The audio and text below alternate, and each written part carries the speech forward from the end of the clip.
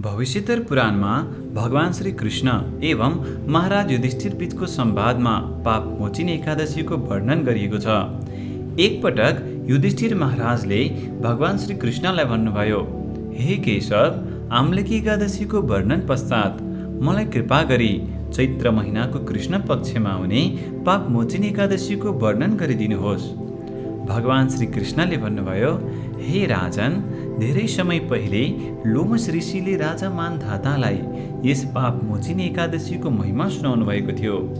यस एकादशीको व्रत पालनद्वारा मानिस सम्पूर्ण पापहरूबाट मुक्त हुन्छ र आफ्ना अनेक क्लेशबाट मुक्ति प्राप्त गरी अष्टसिद्धि प्राप्त गर्दछ। लोमस ऋषिले भन्नुभयो, धेरै पहिलेको कुरा हो, देवताहरूका कोषाध्यक्ष कुबेरको चैत्र रथ नामक अतिशय सुन्दर एवं मनोहर उपवन थियो। विशेष गरी त्यस सुन्दर उपवनमा सम्पूर्ण वर्षभरि नै वसन्त ऋतुको बास हुने गर्दथ्यो। त्यसैले स्वर्ग कन्याहरू, किन्नरहरू, अप्सराहरू तथा अन्य गन्धर्वहरू नित्य विहार गर्नका लागि त्यस उपवनमा आउने गर्दथे। विशेष गरी देवराज इन्द्र लगायतका अन्य देवताहरू पनि त्यस उपवनमा आएर आनन्द एवं प्रेमको आस्वादन गर्ने गर्दथे। त्यही उपवनमा भगवान शिवको एकजना परम भक्त मेधावी नाम गरेका ऋषि तपस्या गर्ने गर्दथे, जसको तपस्या भङ्ग गर्नका लागि स्वर्गका अप्सराहरू अनेकौं प्रयत्नहरू गर्दथे। एकपटक मञ्जु घोषा नाम गरेकी एउटी अप्सराले उनको तपस्या भङ्ग गर्ने निश्चय गरिन्। उनले ऋषिको आश्रम नजिकै आफ्नो कुटी बनाइन् र अत्यन्त मधुर स्वरमा गाउन थालिन्।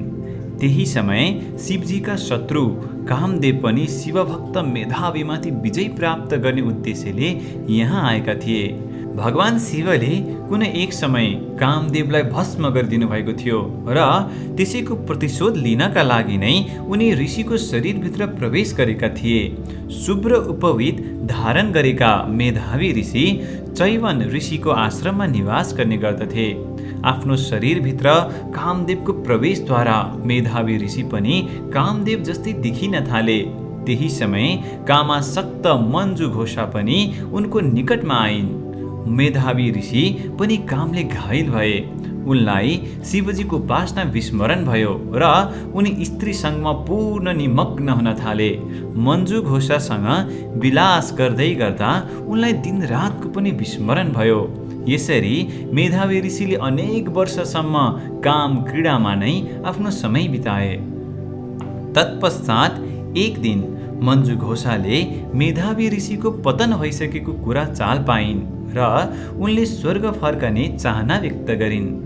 प्रणयमा मग्न ऋषिलाई उनले भन्न थालिन्, हे ऋषिवर, कृपा गरी मलाई स्वर्ग फर्किने अनुमति दिनुहोस्। मञ्जु घोषाद्वारा यस्तो कुरा सुनेर मेधावी ऋषिले उत्तर दिए, हे सुन्दरी, आजको सन्ध्यामा तिमी यहाँ आएकी छौ। आजको रात तिमी यहीँ बस र भोलि बिहानै तिमी स्वर्ग फर्किए जाऊ। मञ्जु घोषा यसरी थप केही वर्ष ऋषिसँग बस्न थालिन्, जुन 17 वर्ष 9 महिना र 3 दिनको समय थियो। तर ऋषिका लागि यो समय केवल अर्धरात्रि जस्तै थियो।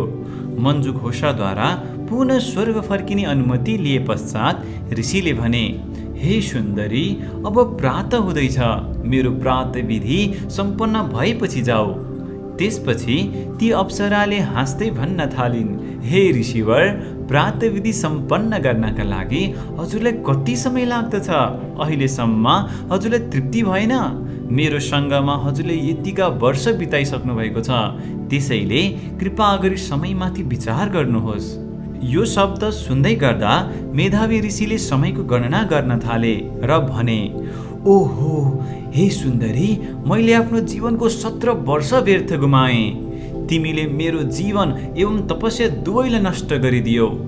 ऋषिको आँखामा अश्रुधारा बग्न थाल्यो र उनले मञ्जु घोषालाई श्राप दिए, हे दुष्ट स्त्री, तेरो धिक्कार होस्। तैँले मसँग किचकन्ने जस्तो व्यवहार गरिस्, त्यसैले तँ पनि किचकन्ने बन। ऋषिको श्राप प्राप्त गरे पश्चात मञ्जु घोषाले भनिन्, हे ऋषिवर, कृपा गरी यो कठोर श्रापलाई फिर्ता लिनुहोस्। हजुर धेरै समय मेरो साथ रहनुभयो। हे स्वामी, म माथि कृपा गर्नुहोस्। मन्जु घोषाको यस्तो याचना सुनेर मेधावी ऋषिले भन्न थाले, हे देवी, अब म के गरौँ? तिमीले मेरो तपोबल एवं तपोशक्तिलाई नष्ट गरिदिएका छौ। त्यही पनि तिमीले प्राप्त गरेको श्रापबाट मुक्ति प्राप्त गर्ने उपाय सुन। चैत्र महिनाको कृष्ण पक्षमा पाप मोचिने एकादशी आउँदछिन्। त्यही दिनको व्रत गर्नाले यस पिशाच योनिबाट मुक्ति प्राप्त गर्न सकिन्छ। यति भनेर मेधावी ऋषि आफ्नो पिता चैवन ऋषिको आश्रममा फर्किए। आफ्ना पतित पुत्रलाई देखेर चैवन ऋषि अत्यन्त दुखी हुनुभयो। उहाँले भन्नुभयो, हे पुत्र, तिमीले यो के गर्यौ? एउटी स्त्रीका लागि आफ्नो तपस्या नष्ट गर्यौ। तिमीले आफैलाई नाश गर्यौ।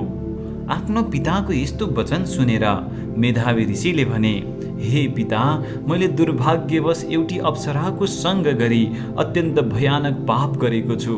कृपा गरी मलाई यस पापको योग्य प्रायश्चित बताउनुहोस्। पश्चाताप दग्ध पुत्रद्वारा यस्तो शब्द सुनेर चैवन ऋषिले भन्नुभयो, चैत्र महिनाको कृष्ण पक्षमा आउने पाप मोचिने एकादशीको व्रत पालना गरी तिमी सम्पूर्ण पातकहरूबाट मुक्त हुन सक्छौ। तत्पश्चात उत्साह एवं कठोरतापूर्वक ऋषिले त्यस व्रतको पालना गरे, जसको प्रभावद्वारा उनी सम्पूर्ण पाप कर्मबाट मुक्त भए। मन्जु घोषाले पनि यसै व्रतको पालनद्वारा आफ्नो पूर्व रूप प्राप्त गरी स्वर्गलोक फर्किएर गइन्। यो कथा सुनाए पश्चात लोमस ऋषिले मानधाता राजालाई भने, हे राजन, केवल यस व्रतको पालनाद्वारा सम्पूर्ण पाप नाश हुन्छ। यस एकादशीको महात्म्य श्रवण एवं कीर्तन गर्नाले मात्र पनि सहस्त्र गाई दान गरेको फल प्राप्त हुन्छ। यस एकादशीको व्रत पालनाद्वारा भ्रूण हत्या, ब्रह्म हत्या, महापाप, पर स्त्रीसँग, गुरुपत्नीसँग जस्ता भयानक पातकहरूबाट पनि मुक्ति मिल्दछ।